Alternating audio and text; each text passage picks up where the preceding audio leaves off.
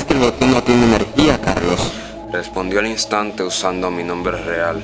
¿Y sabes que si das un paso más hacia la salida tendré que cambiar de forma?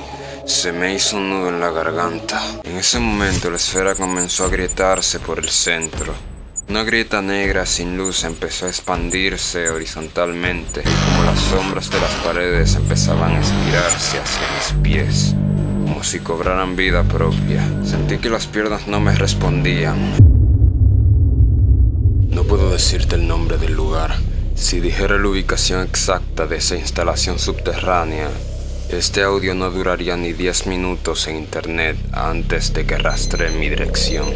La instalación está construida en una zona desértica, oculta bajo 3 capas masivas de hormigón reforzado. Oficialmente no existe ningún mapa militar ni gubernamental. Para los que trabajamos ahí abajo simplemente era el sitio.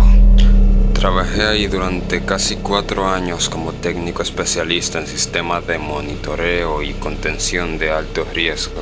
No custodiábamos armas químicas ni tecnología militar convencional. Lo que había en los niveles inferiores eran más bien anomalías, objetos, entes y manifestaciones sobrenaturales que la ciencia actual no puede explicar con claridad, pero que alguien con mucho dinero y poder decidió aislar del resto del mundo. Entre todas las celdas del nivel 4 había un expediente marcado con sello de máxima prioridad. La anomalía designada como Verity. Verity no era una máquina ni una persona. En su estado de reposo, la entidad se manifestaba como una esfera flotante de aproximadamente medio metro de diámetro. Tenía un tono amarillento, apagado y opaco, con un trazo negro en el frente que imitaba una sonrisa bastante simplista, casi como un garabato grotesco dibujado por un niño. No tenía extremidades, ni ojos, ni monitores visibles, pero levitaba a unos pocos centímetros del suelo con una estabilidad bastante alta. A primera vista parecía algo ridículo o inofensivo incluso, pero los protocolos para entrar a su celda eran más estrictos que la mayoría. Eso me hizo recordar cuando trabajaba en un reactor nuclear. Comparé los 2 protocolos de entrada y sorprendentemente el protocolo para entrar a la celda de Verity era mucho más estricto, sin punto de comparación alguno. Pero esto tiene una explicación, cosa que no pude creer al principio, pero al final lo entendí por completo. Y es que Verity poseía 3 propiedades sobrenaturales documentadas que desafían toda lógica biológica y física. La primera era una especie de omnisciencia contextual. Verity sabía absolutamente todo sobre la persona que estuviera frente a él. Tu nombre completo, lo que cenaste anoche, tus mayores traumas o incluso los secretos más oscuros que podrías llegar a tener. La segunda regla era su imposibilidad matemática para mentir. Verity jamás decía una falsa verdad o una mentira en sí. Respondía a cualquier pregunta directa de forma totalmente precisa. Sin embargo, si le hacías una pregunta cuya respuesta no quería darte, no se quedaba en silencio, sino que empezaba a reproducir una especie de melodía suave. Pero esto no lo hacía realmente, sino que lo hacía sonar en tu cerebro. Era una melodía distorsionada, suave y directamente dentro de tu cabeza. Una melodía tipo caja de música que te provocaba una migraña insoportable en cuestión de segundos. Y la tercera propiedad era la más peligrosa de todas, que era su fijación enfermiza por la compañía. Verity necesitaba elegir a un interlocutor. Al principio se mostraba servicial, educado y comunicativo. Hablaba con una voz masculina calmada que resonaba directamente en la mente de quien estaba en la sala, sin emitir ondas de sonido en el aire, ni nada por el estilo. Pero si la persona intentaba marcharse, romper la interacción o salir de la habitación, la entidad sufría una alteración violenta. Si sentía que la abandonabas, Verity mutaba. Aquella noche de jueves me tocó el turno de supervisión nocturna en la consola central del nivel 4.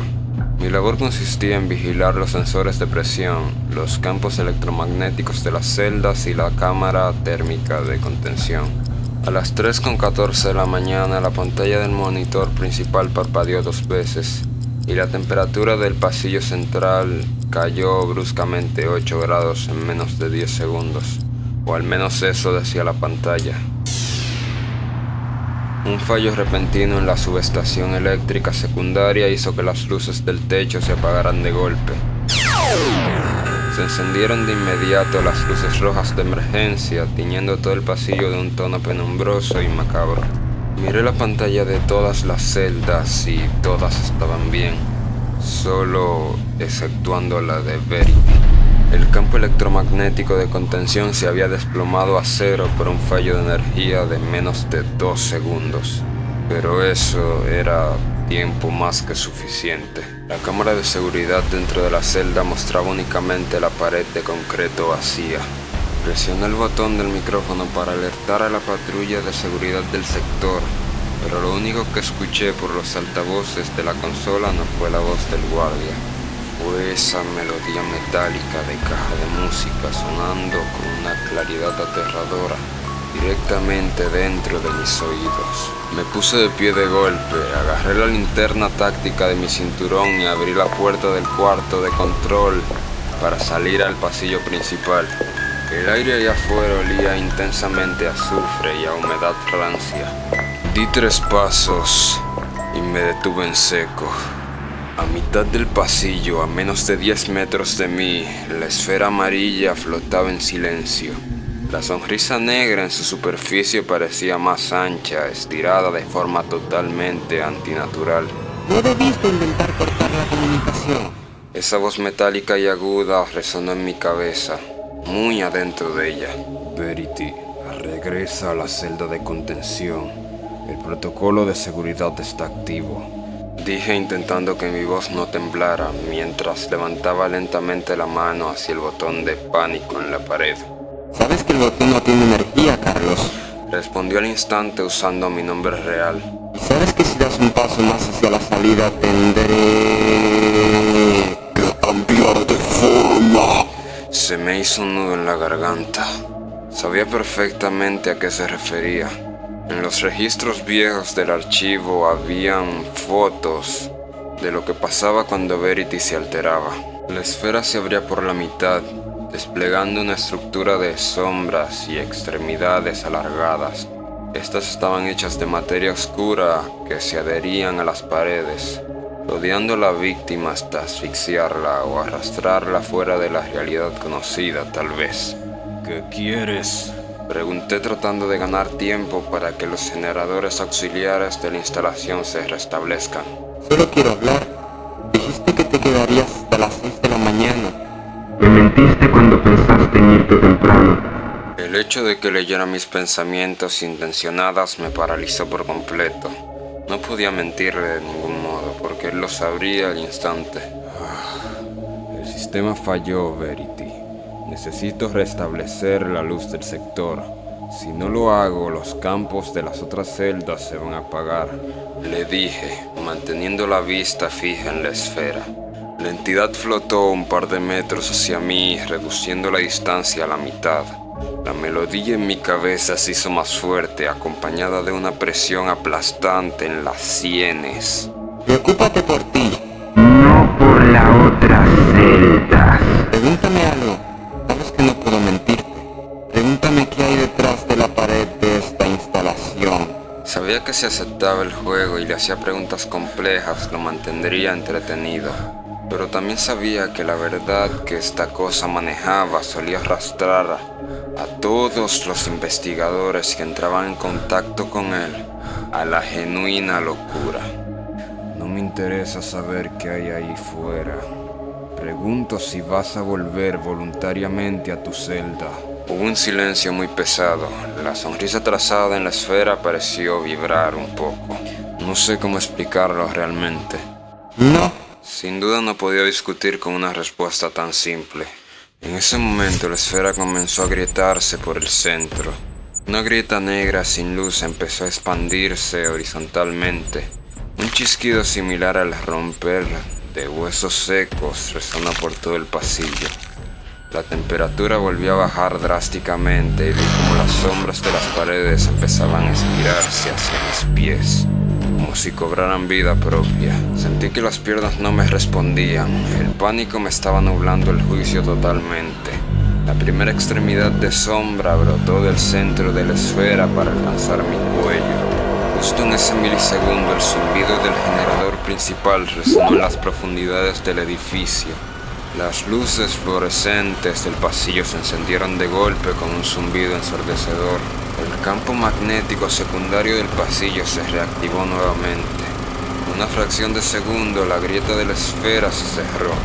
Verity emitió un chillido agudo, pero no fue en mi mente, sino un sonido físico que hizo vibrar los cristales de todo el edificio. Fue succionado violentamente hacia atrás por la corriente electromagnética, saliendo disparado por el corredor directo al interior de su celda. La puerta blindada de acero se cerró de golpe con un estruendo pesado.